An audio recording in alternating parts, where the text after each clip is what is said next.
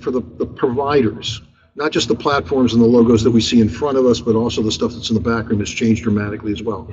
Talk about how some of that plays out in both K-12 and higher education, because that experience is not unique to Dell. It's everybody else that's providing platforms, support services, and other resources. Yeah, absolutely. The landscape, as you mentioned, Casey, is constantly in flux and changing and maturing. I think the key, and it's something that we're focused on at Dell, is how do you actually glue all of these platforms together, and really the data underneath the platforms, and the learning services associated with these different platforms and the infrastructure all coming together. With the explosion of this, now we're seeing emerging new topics of discussion, such as Internet of Things, and how does that work, and really what is that, and how does that play in education. One thing in common between K-12 and higher education is that the landscape for adding digital tools and content is ever changing and growing. And with that, how do I make that investment work and getting those things connected together?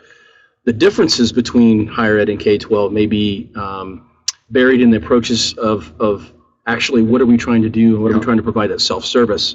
And so Dell's really kind of been focused on not trying to add another ingredient to that already big mix of different solutions, but actually try to build the glue to glue them together, glue the infrastructure together, glue the security together, and glue the data together. My work focuses primarily on higher ed, but we're going to want to talk about both parts. It seems to me that one of the key things that differentiates higher ed from K-12 in the way that both organizations deal with platform providers is K-12, a school district doesn't just buy platforms. Often, at least as I watch these things as a civilian, it seems that these are projects that involve not just a platform but curriculum. There are different parts and lots of moving parts, as opposed to a college or university saying, okay, we've got to do a refresh, or we're looking for backroom infrastructure. Very different parts to that process in terms of the demands of the marketplace and the expectations. You may have training and support resources that are used for user support, stuff for folks who provide user support in both environments, but unless I'm wrong, I don't know that colleges and universities are necessarily asking Dell also to be there with curriculum resources the way a school district may say we want Dell and somebody to come with us with turnkey curriculum across a variety of grade levels. Yeah, honestly, in both K-12 and higher education, we've seen the growing demand for disaggregated platform and content.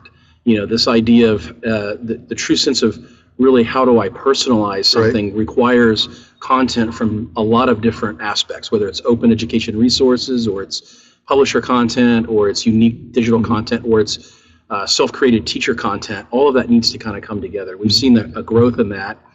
Interesting, in higher ed, what we've seen is a lot more care and feeding and attention to the student experience in the learning environment, whether it's online or it's actually on campus.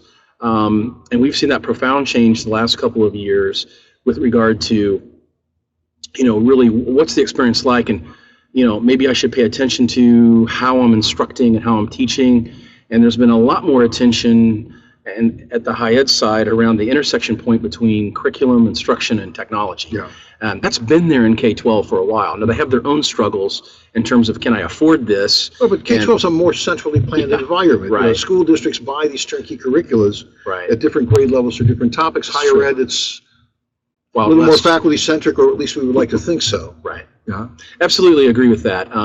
And so while we might be hearing more conversation around what's the student experience look like on a campus, it's certainly not meant to say what's the standard student experience look like. I mean, we're not trying to standardize that experience, we're trying to personalize it. And with that comes more tools and more connections and more teaching strategies. But it was really the latter, the instructional strategy or the teaching or the connection or the engagement strategy, that was often left out of the narrative of higher education. It was really, well, the teacher handles that. The teacher will do whatever he or she wants. The professor will do whatever he or she wants. Whereas that was really common in the K-12 narrative for obvious reasons. And how is that playing with a company like us or like technology, is because we have to really keep a handle on that to understand how we can actually make the technology portion of that accretive to the entire environment. So it's got to be easy to work with different technologies, it's got to be easy to work with different content, easy to work with different technology strategies, because all of those things need to come together. It's really the principle of non-summativity. The whole is greater than the sum of the parts. whether you're talking in higher ed or you're talking in K-12, if you don't have all those pieces working together, then there's a missing opportunity, a missing learning moment for a student.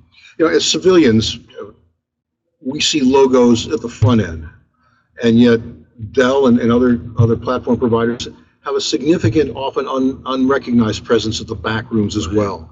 More expectations to provide more services, whether it's managed services or security or storage. How do those differentiate between K-12 and higher ed?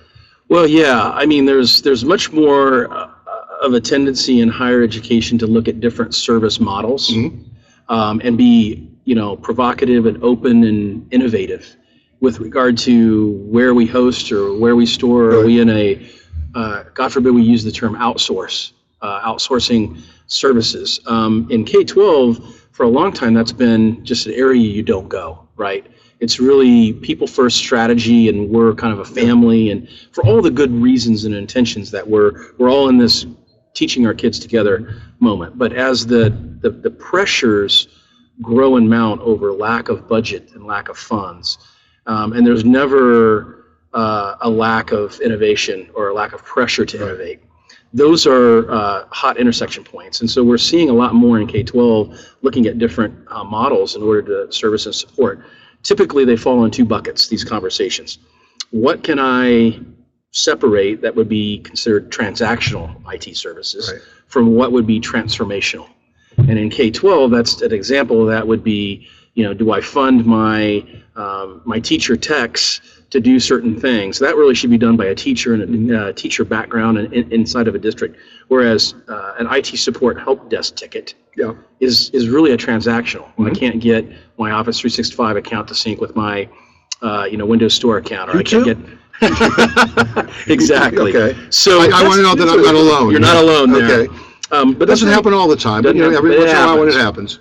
But it's very transactional, and that's something that can be very transparent to, very easy to solve without having to put high-end resources at it. So schools are starting to think more in those veins. In higher ed, we've been doing that for a while with student services, with financial aid, different things like that. And so we're seeing that those models now shift, just like we're seeing high ed pick up some of this care and feeding around curriculum and instruction. We're seeing K-12 school districts of all sizes kind of look at what can we co-source. I want to turn to the cloud. I don't know much about cloud in K-12. I know a lot about cloud deployment or the slow deployment to the cloud, at least on the administrative side, in higher ed. But tell me about cloud in K-12. I assume that there's a whole set of parallel administrative resources and services, some of the same arguments advanced about moving to the cloud in terms of cost saving, managed services, updating, enhanced performance, potentially efficiency, and the big one that's often discussed but not often well documented about significant cost savings. And of course, you want to redeploy that into other parts of your IT infrastructure. Let's start with cloud in K-12. Yeah. So cloud in K-12 is very slow moving for the right reasons. We need to understand, what workloads make sense, and what workloads don't make sense, either from an efficiency, affordability, or the two main concerns would be privacy and security, obviously. Now, those four pillars, if you will, are common threads in higher ed as well, too. Just about every higher ed CIO has the trifecta of, easy stuff that I could store in a public security is table stakes. You have to have it, but different levels is what we're talking about. So, stuff I can store in a public cloud, stuff I have to put in maybe a private cloud that's efficient to move from one place or another, and then what we consider to be our crown jewels. Doesn't go anywhere, never leaves the premise, even if I had and perhaps an economic advantage to do that. Well, those conversations are now happening in K-12, and it's more around kind of a shared services model. And there are states like in Texas where they have strong regional computing groups that are managing multiple sets of districts that are doing some shared services, where it starts to make sense to curate some information and workloads in a cloud environment. But all of that really still is private cloud. It's not really moving a public. And therefore, the cost savings part of this conversation, or the ROI, is really still a long tail in terms of really gaining economic efficiencies on that. it seems to me, and again, I'm a civilian, I don't know much about K-12, but just the geography of schools, because school districts have multiple dispersed sites. College campuses are typically, compact clustered sites. You may be spread over a couple of acres, but that's everything. Yeah. An urban school district may have dozens of elementary, or hundreds, elementary, middle schools, high schools.